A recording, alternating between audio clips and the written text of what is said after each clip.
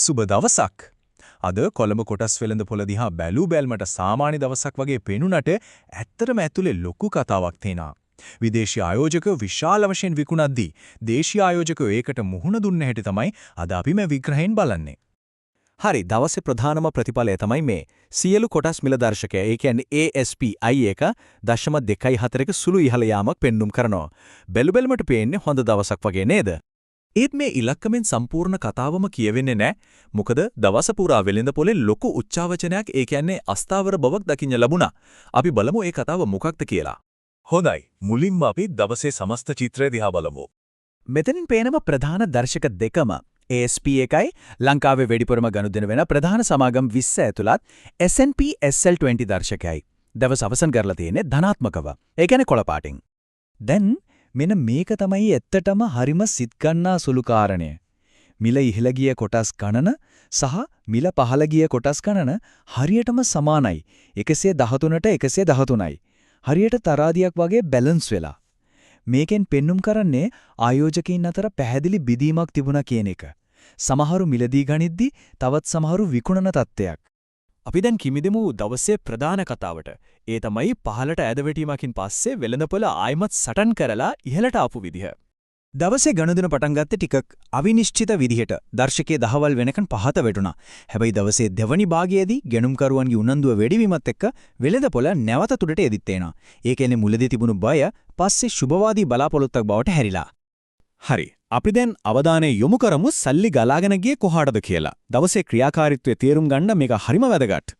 දවසේ සම්පූර්ණ පිරිවැටුම ඒ කියන්නේ ටර්නෝවර් එක රුපියල් බිලියන 8.5 එකක්. මේක මේ අවුරුද්දේ දෛනික සාමාන්‍ය පිරිවැටුම වන රුපියල් බිලියන 6.96ට වඩා සැලකිය යුතු විදිහට ඉහළ අගයක්. ඒ කියන්නේ අද වෙළඳපොලේ ලොකු ක්‍රියාකාරීත්වයක් තිබුණා. ඉතින් මේ ඉහළ ක්‍රියාකාරීත්වයට වැඩිපුරම දායක වුණේ මොන සමාගම්ද? මේ ප්‍රස්තාරයෙන් පැහැදිලි ටෝකියෝ සිමෙන්ට්, TJ ලංකා සහ ටෝකියෝ සිමෙන්ට් වෝටිං නොවන කොටස් තමයි ඒ. දවසේ ගනුදෙනු වලින් විශාල ප්‍රමාණයක් මේ සමාගම් තුන වටා තමයි කේන්ද්‍රගත වෙලා තියෙන්නේ.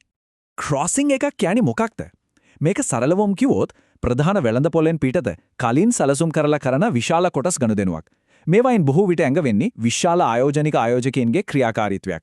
අද දවසේ ඉහළ පිරිවැටුමට ප්‍රධාන හේතුවක් තමයි ටෝකියෝ සිමෙන්ට් ඒ කියන්නේ TKYO සමාගමය සිද්ධ වුණු විශාල ක්‍රොසින් එකක්. අංශ විදියට බැලුවොත් වැඩිම ආයෝජක අවධානයක් යොමු වුණේ මටීරියල්ස්, බැංකින් සහ කැපිටල් ගුඩ්ස් කියන අංශවලට. මේකෙන් පේනවා ආර්ථිකයේ මූලික කර්මාන්ත කෙරෙහි ආයෝජකයන්ගේ විශ්වාසයක් තියෙනවා කියලා. දැන් අපි එනවා දවසේ තීරණාත්මකම සිදුවීමට. ඒ තමයි විදේශීය ආයෝජකයින්ගේ පැත්තෙන් සිද්ධ වුණු විශාල ක්‍රියාකාරීත්වය. මේ රූප සටහනෙන් එක බැල්මකින් මුළු කතාවම තේරුම් ගන්න පුළුවන්. විදේශීය ක්‍රියාකාරකම් වලින් 99.2%ක්ම ඒ කියන්නේ සම්පූර්ණයෙන්ම වගේ තිබුණේ විකිණීම්. මිලදී ගැනීම තිබුණේ 0.8ක් වගේ. හරිම පොඩි ප්‍රමාණයක්. මේ විශාල විකිණීමේ බලපෑම තමයි මේ. දවස් අවසානයේදී විදේශීය ආයෝජකයෝ ශුද්ධ වශයෙන් රුපියල් මිලියන 984ක කොටස් විකුණලා වෙළඳපොළෙන් පිටට අරගෙන ගිහින් ඉතින් මේ විශාල විකිණුම් පීඩනය ආවේ ප්‍රධාන වශයෙන් කොහෙන්ද? ඒකට වග කියන්න ඕනේ ප්‍රධාන වශයෙන්ම TJ ලංකා සමාගමයි. මුළු විදේශීය පිටට ගලා යාමෙන් අතිමහත් බහුතරයක් සිද්ධ වුණේ ඒ සමාගමේ කොටස් වලින්. මෙන්න මේක තමයි අද දවසේ විග්‍රහයේ හරය. විදේශීය ආයෝජකයෝ විශාල වශයෙන් කොටස් විකුණද්දී දේශීය ආයෝජකයෝ ඉදිරිපත් වෙලා ඒ කොටස් ඔක්කොම මිලදී ගත්තා. වෙළඳපොළ විශාල කඩාවැටීමකින් බේරුනේ ඒ ශක්තිමත් දේශීය ගැනුම් උනන්දුව නිසා. මේකින් වෙළඳපොලේ ඔරොත්තු දීමේ හැකියාව මනාව පෙන්눔 කරනවා. හරි. දැන් අපි බලමු ඉදිරි දිනවලදී ආයෝජකයෙක් විදිහට අවධානය යොමු කළ යුතු කරුණු මොනවද කියලා. ඉතින් ආයෝජකයෙක් විදියට අවධානයෙන් සිටිය යුතු කරුණු මොනවද? ප්‍රධාන කරුණු තුනක් තියෙනවා. 1. ඉදිරියේදී එන්න නියමිත දෙසැම්බර් කාර්තුවේ සමාගම් මූල්‍ය වාර්තා. 2. විදේශීය විකිණීම් සහ දේශීය මිලදී ගැනීම අතර මේ පවතින කමැදිල්ල දිගටම පවතීද කියන එක. 3. මටීරියල් සහ බැංකින් අංශවල ඉදිරි ක්‍රියාකාරීත්වය. මතක තබා ගන්න මේ අන්තර්ගතය ඉදිරිපත් කරන්නේ අධ්‍යාපනික අරමුණු සඳහා වෙළඳපොළ තේරුම් ගැනීමට උදව්වක් විදියට විතරයි. මේ මූල්‍ය උපදෙසක් විදියට සලකන්න එපා. මෙවැනි දෛනික වෙළඳපොළ විග්‍රහයන් මගනැහැරි දැනගැනීමට සබ්ස්ක්‍රයිබ් කරන්න. මේ වගේ තොරතුරු තවත් දැනගන්න අපේ සමාජ මාධ්‍ය ගිණුම් ෆලෝ කරන්න.